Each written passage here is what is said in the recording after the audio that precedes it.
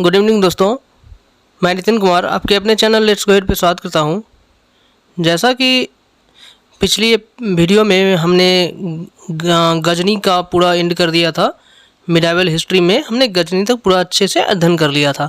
तो उसके बाद जो है मोहम्मद गौरी की टाइम आती है, जो हम आज के वीडियो में जो है मिडाइवल हिस्ट्री में हम मोहम्मद गौरी के बारे में अच्छे से अध्ययन करेंगे शॉर्ट वीडियो के अंदर। ठीक है, जो मेन पॉइंट है according to syllabus of civil court, Bihar civil court, उसका हम एक एक पॉइंट अध्ययन करेंगे जो आने के चांसेस हर एक एग्जाम में बनते हैं।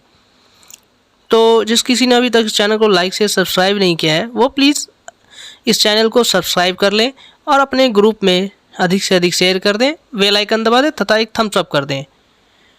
चलिए वीडियो को बगैर टाइम बर्बाद किए शुरू करते हैं। इस वीडियो के लास्ट तक बगैर स्किप किए बने रहें और साथ ही साथ अपना नोट्स भी तैयार करें। तो चलिए शुरू करते हैं। देखिए मिडाइवल हिस्ट्री जो है, मिडाइवल हिस्ट्री में हमने जहाँ तक गजनी को पूरा अध्ययन एक एक पॉइंट कर लिया है कि गजनी ने टोटल 17 बार भारत पे आक्रमण किया था और सबसे महत्वपूर्ण आक्रमण जो था गजनी का वो गुजरात सौराष्ट्र के सोमनाथ मंदिर पे बहुत ही फेमस आक्रमण था, जैसा कि हमने अध्ययन किया पिछले वीडियो में। उसके बाद गजनी का जब पीरियड ख़त्म होता है तब मोहम्मद गौरी का टाइम आता है। गौरी जो है, मोहम्मद गौरी, वो मध्य एशिया के गौर क्षेत्र के रहने वाला था। ठीक है, गौरी जो है एशिया के गौर क्षेत्र के रहने वाला था तथा यह क्षेत्र जो है गौर क्षेत्र गौरी, मोहम्मद गौरी इसलिए नाम पड़ा इस मोहम्मद गौरी में क्योंकि ये गौर क्षेत्र का रहने वाला था और यह क्षेत्र जो है वो गजनी के यामनी वंश के अधीन था। याद रखिएगा, एक एक पॉइंट मिस मत कीजिए। जो मैं बार बार रिपीट कर रहा हूँ उसे आप अच्छे से अध्ययन करें और अपने नोट्स में इस पॉइंट को शामिल करें। तो यामनी वंश के अधीन जो था, गजनी के यामनी वंश के अधीन था ये गौर क्षेत्र, जिसका रहने वाला मोहम्मद गौरी था, इसलिए इसका मोहम्मद गौरी नाम पड़ा। गौरी का बड़ा भाई जो था गयासुद्दीन, मोहम्मद गौरी का बड़ा भाई गयासुद्दीन, जिसने 1163 ईस्वी में गौड़ के राज को गजनी से स्वतंत्र कराया। देखिए मोहम्मद गौरी गौर क्षेत्र के रहने वाला था जो कि गजनी के यामनी वंश के अधीन था, जिसको 1163 ईस्वी में गौरी के बड़े भाई गयासुद्दीन ने 1163 में इसे गजनी से स्वतंत्र कराया। गौरी शशवनी वंश का था। देखिए गजनी जो था वो यामनी वंश का था और गौरी जो था वो शशवनी वंश का था। गजनी जो था वो यामनी वंश और गौरी शशवनी वंश का, जिसके पहले पूर्वज जोहाक था। ठीक है, शशवनी वंश के पहले पूर्वज जोहाक था। शशवनी वंश को इस्लाम में दीक्षित करने वाला अली खलीफा था। गौरी के भारत पर आक्रमण के कारण, देखिए जितने भी मुस्लिम शासक ने हमारे देश पे आक्रमण किया था उनका कुछ मुख्य कारण और कुछ गौण कारण हुआ करते थे। उसी तरह से गौरी के भी कुछ मुख्य कारण और कुछ गौण कारण हैं, जिसमें सभी मुस्लिम शासक का एक ही कारण हुआ करते थे। आप देखेंगे तो मुख्य कारण में साम्राज्य का स्थापना या साम्राज्य का विस्तार जो भी होता है, अगर किसी का साम्राज्य है तो उसको विस्तार करना या साम्राज्य की स्थापना करना। और दूसरा जो है इसका गौण कारण धर्म प्रचार, फिर पंजाब की विजय और धन प्राप्ति। आक्रमण लिस्ट देखेंगे तो गजनी की तरह गौरी की भी आक्रमण लिस्ट भारत पे बहुत बड़ी है, लेकिन मेन जो एग्जाम में आपको पूछा जाता है वही हम देखेंगे। तो देखिए आक्रमण लिस्ट में सर्वप्रथम इसने 1175 में मुल्तान की कमर्थियन संप्रदाय के शासक को जीता। सर्वप्रथम इसने 1175 में मुल्तान पे आक्रमण किया, जहाँ के कमर्थियन संप्रदाय के शासक को इसने जीता। 1176 में देखते हैं तो कच्छ को विजित किया इसने, कच्छ को भी जीत लिया 1176। ये लगभग लगातार या 2 साल 3 साल के अंतराल पे इसने लगातार भारत पे आक्रमण किया है, भारत के हर एक स्टेट पे आक्रमण किया है और जीता है। तो 1179 में देखते हैं तो 1179 में से पंजाब के शासक खुसरो शाह को जीत लिया और पंजाब को इसने अपने अधीन कर लिया। 1179 में पेशावर को जीता, 1185 में सियालकोट को जीत लिया, 1186 में लाहौर को अपने अधीन किया। देखिए लाहौर जो उस टाइम हुआ करते थे, भारत पाकिस्तान अलग नहीं थे, तो उस टाइम जो लाहौर थे वो हमारे देश का एक अहम हिस्सा हुआ करते थे। लाहौर जो हर एक मुस्लिम शासक के निशाने पर लाहौर हुआ करते थे, उसी तरह से इसने गौरी ने भी लाहौर को अपने निशाने पर लिया और 1186 में लाहौर को अपने अधीन कर लिया। 1189 में अगर हम देखते हैं तो सरहिंद को इसने जीत लिया। 1192 में पृथ्वीराज और गौरी के मध्य तराइन का सेकेंड युद्ध हुआ था, जिसमें गौरी की विजय हुई थी। देखिए 1191 में तराइन का प्रथम युद्ध हुआ था, उसके बाद 1192 में तराइन का सेकेंड युद्ध हुआ था।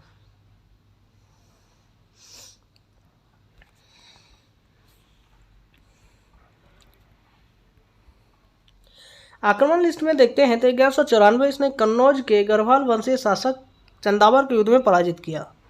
ठीक है, 1194 में गढ़वाल वंशीय शासक को चंदावर के युद्ध में पराजित किया। देखिए चंदावर के युद्ध जो हुआ है, इसमें कंफ्यूज नहीं होना है। चंदावर के युद्ध जयचंद और गौरी के मध्य हुआ था। देखिए इसे हम ऐसे शॉर्टकट से याद कर सकते हैं, चंदावर। देखिए चंद आ रहा है इधर भी, अगर हम देखते हैं तो चंद आ रहा है ना, चंद आ रहा है, और जयचंद, जयचंद,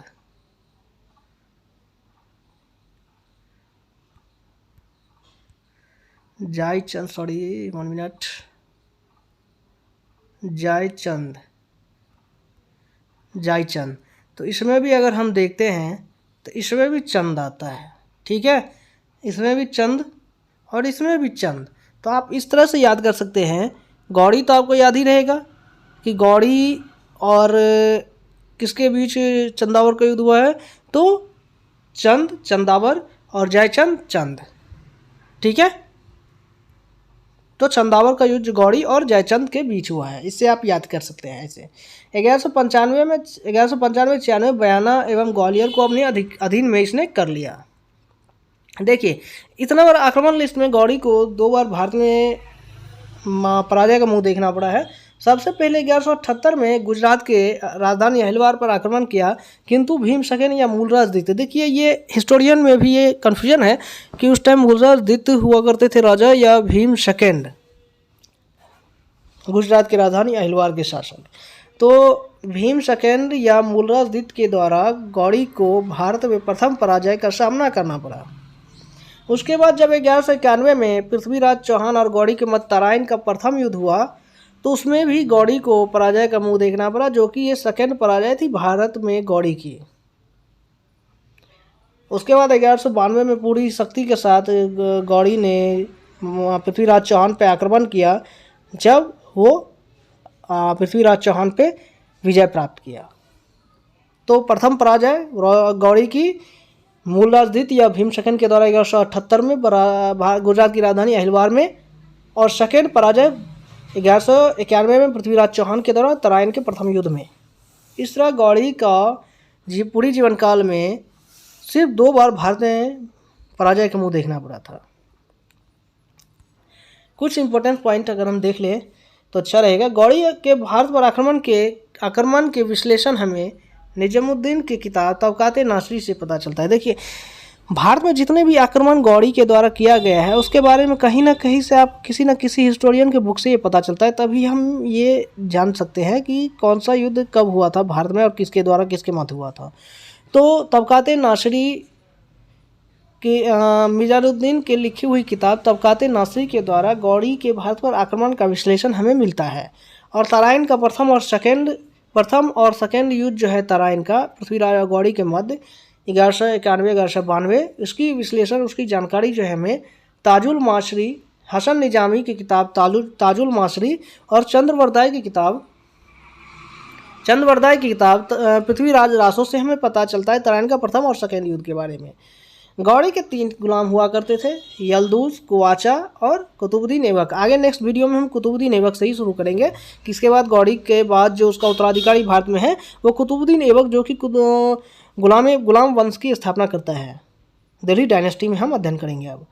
तो यल्दूज जो है वो यल्दूज गजनी में गौरी का उत्तराधिकारी है, कुवाचा सिंध में गौरी का उत्तराधिकारी, ऐबक भारत में गौरी का उत्तराधिकारी है, जो कि दिल्ली डायनेस्टी में गुलाम वंश का स्थापना करेगा।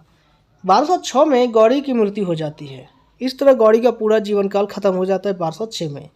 अब 1206 में ही आप देखेंगे दिल्ली डायनेस्टी की शुरुआत होती है, जिसमें प्रथम डायनेस्टी जो हुआ करती है वो गुलाम वंश हुआ करती है, स्लेव डायनेस्टी। तो आई होप आज का वीडियो आपको अच्छा लगा हो, तो प्लीज़ लाइक शेयर सब्सक्राइब करना ना भूलें और बेल आइकन दबाना और एक थम्स अप करना। और इस तरह के वीडियो पाते रहने के लिए प्लीज़ सब्सक्राइब कर दें। Thanks for watching.